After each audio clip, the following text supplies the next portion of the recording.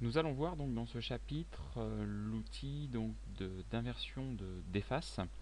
Nous voici dans notre scène par défaut. Nous allons entrer en mode édition, donc notre scène par défaut qui est notre cube. En mode édition, nous allons avec la touche W appliquer donc des subdivisions de surface. Donc ici, nous allons subdiviser encore une fois nos surfaces. Nous désélectionnons avec la touche A l'ensemble des faces. Nous passons en mode face, donc ici, dans le mode édition, et nous allons sélectionner dans un premier temps avec la touche majuscule et notre clic droit plusieurs faces.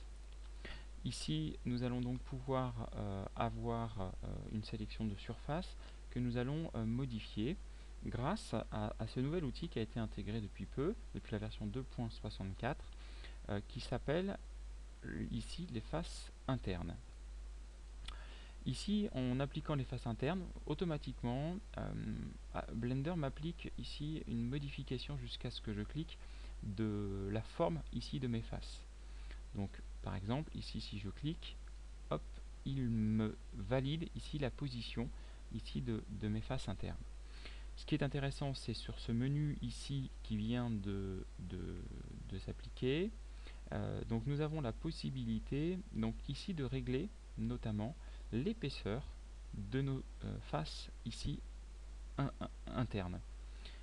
Également à ce niveau-là, nous avons la possibilité d'appliquer donc une profondeur en fait, sur l'intérieur de notre cube ou bien sur l'extérieur. Vous voyez qu'on peut, donc c'est une sorte quelque part un peu de déplacement, extrusion, c'est un peu un mélange un petit peu de toutes ces fonctions très intéressantes. Donc nous pouvons, tant que nous n'avons pas fait la validation, nous pouvons donc appliquer ça. Donc en termes de modélisation, c'est vraiment quelque chose qui va apporter énormément à Blender. Dernière particularité qui est intéressante, c'est la sélection extérieure ici. Vous voyez qu'automatiquement Blender a sélectionné par rapport à nos faces de tout à l'heure, il a sélectionné les faces ici extérieures. Donc nous pouvons lui demander, grâce ici au mode de sélection de ce petit outil, de sélectionner plutôt la surface ici, les surfaces intérieures. Donc en décochant ici, automatiquement, Blender vient choisir les autres zones. Donc ici, nous avons donc la possibilité de valider en prenant ici par exemple le gizmo, le curseur.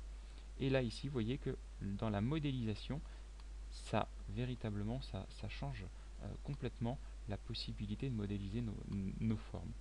Voilà, donc Blender a appliqué les faces internes et nous nous retrouvons donc un objet maintenant que nous pouvons complètement modifier à notre convenance. Voilà pour ce chapitre. Donc je vous donne rendez-vous dans un autre chapitre et n'hésitez pas à nous contacter si vous en avez besoin pour de plus amples informations ou formations. Je vous dis à bientôt.